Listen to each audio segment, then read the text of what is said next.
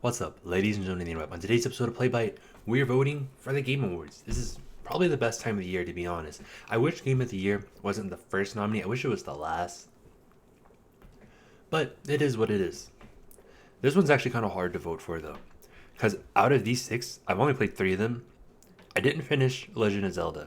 I finished Resident Evil 4. I got the Platinum for Spider-Man. I was severely disappointed by Resident Evil 4. They changed way too much. This did not keep my attention, so Spooderman, it is. Best game direction? Spider-Man again? Why would they? I mean, whatever. Best narrative of these five? I only played Cyberpunk and Spider-Man. Did not finish Phantom Liberty, despite having a Cyberpunk tattoo.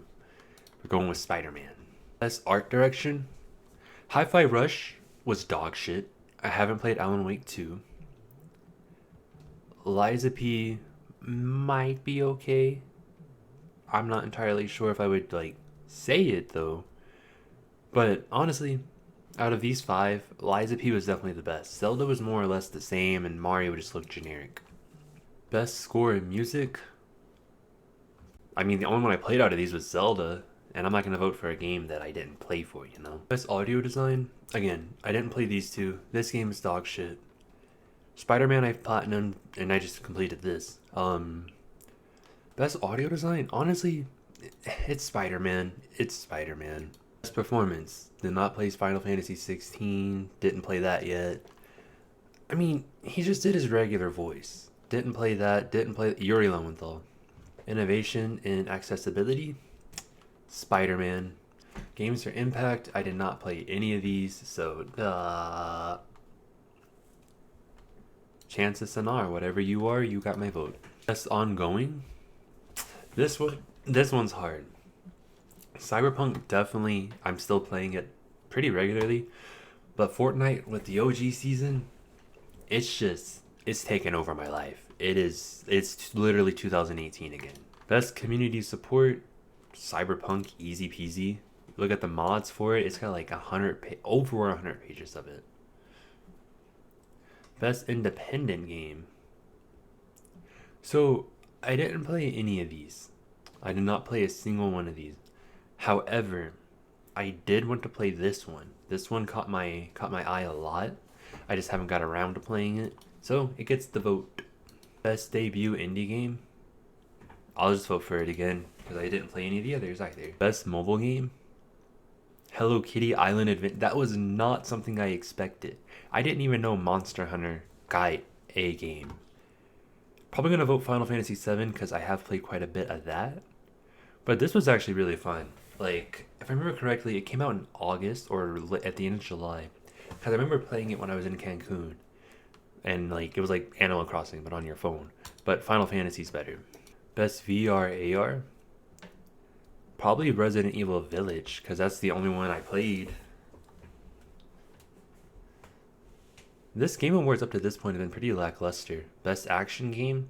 Dog shit, didn't play it. Just by default, because it's the only one I played. Action adventure? Don't even gotta ask twice, don't even gotta think about it. Best RPG? I didn't play Starfield. Did not play Sea of Stars. Haven't played that yet. Didn't play that. I probably will end up playing that at some point, but I haven't. Only one I've played is Eliza P, which I actually have the collector's edition for. It's a really good game. Best fighting game? Mortal Kombat. It's the only one I played on this entire list. Best family game? I honestly didn't play any of these actually. But if I had to vote for one, I mean, it's gonna be Mario. Mario is gonna be the one that wins. I think everybody knows that. Best Sim strategy? Again, I didn't play any of these, but I did play the originals of this. So I'll go with that, because it's basically the exact same thing. Best sports racing game? Honestly, it'll end up being FIFA that wins. I haven't played Forza, haven't played that, nor that. And I've played FIFA because it's the same game every single year. So that will be my answer. Best multiplayer? I honestly don't know what to pick. I didn't play it. but it will end up being Mario. So we'll just go with Mario. Best adaptation. Ooh, this one's hard. This one is hard. This one is very, very hard. I haven't seen that one. I'm not gonna watch that because that was terrible. But I haven't actually watched this movie yet. Last of Us was really good, but they changed way too much. Gran Turismo was really, really good. So honestly, I'm probably gonna go with The Last of Us, just because like that was like a solid like 6, 7 week adventure. It was really good, but they changed a lot. I wish they hadn't done that. Most anticipated game for next year: Tekken, Star Wars, Like a Dragon, Hades, Final Fantasy. Duh.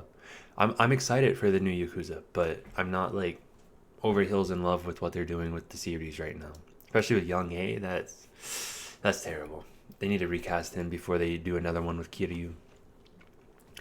Content Creator of the Year. Like every single year, no one knows any of these people. Nobody knows a single person on this list. Not a single person. So I'm gonna go with this one because he looks like the lead singer of Pierce the Veil. Best esport game? Counter-Strike kind of died instantly. Dota was never good. League of Legends was never good. PUBG's only good if you're in India. Valorant, or like Indian servers. And then Valorant is just... Valorant is a dog shit game, but I can't get my friends to play anything else, so I put a lot of time into it. So we're going with Valorant.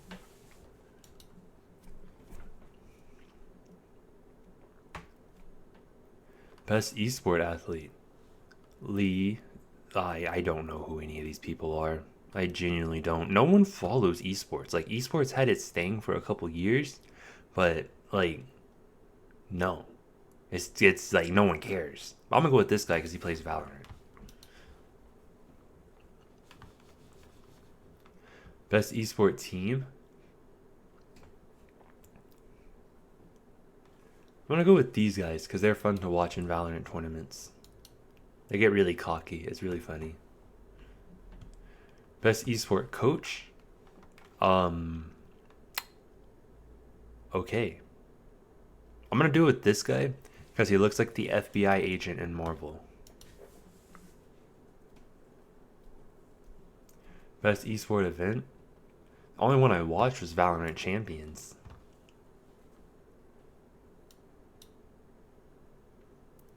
Alright, and we're on to the final category. Or actually, no, we're not. Are we? Oh, I guess that's it. That is my votes for the Game Awards. This year's Game Awards award nominees stuff, it really kind of sucked, to be honest with you. It really kind of sucked. I'm hoping that like they're gonna have some killer announcements, because these awards, they just suck. They are really bad. This is not. It was like, I don't know. I guess also like this game was so, or this year was so lackluster in general for games. Like we had a lot of solid hitters. Zelda, Alan Wake, Resident Evil, Spooderman. The whole 9 yards. But overall, there wasn't anything that I think really stood out like uniquely. Like obviously the big games stood out, but there was no like standout indies. Like a couple years ago, we had Celeste. That was insane. And then another couple years ago, we had Elden Ring. A couple years before that, just everything just kind of melted, and we had so many random good games in. But this definitely kind of looks like that, Mr. Keeley just kind of looked at, okay, what games were the highest selling games of the year, and just kind of threw that in. There were so many games I would have thrown into here that did not make it that should have made it. And then games that made it that should not have made it, like Starfield and Hi-Fi Rush. Hi-Fi Rush should not have been on a single category. But alas, this was up to Keeley, not me, so I guess it's whatever. But I'm still watching it. I'm still excited for it. But these awards were kind of meh, to be honest. Have you voted yet? If not, the link is in the description below. Let me know who you think should be Game of the Year. That's the big one. I'm pretty sure it's going to be Spider-Man. If it isn't Spider-Man, I'm going to be shocked. But with that being said, ladies and gentlemen, don't forget to like, comment, subscribe, try not to die, and I'll see you in the next video.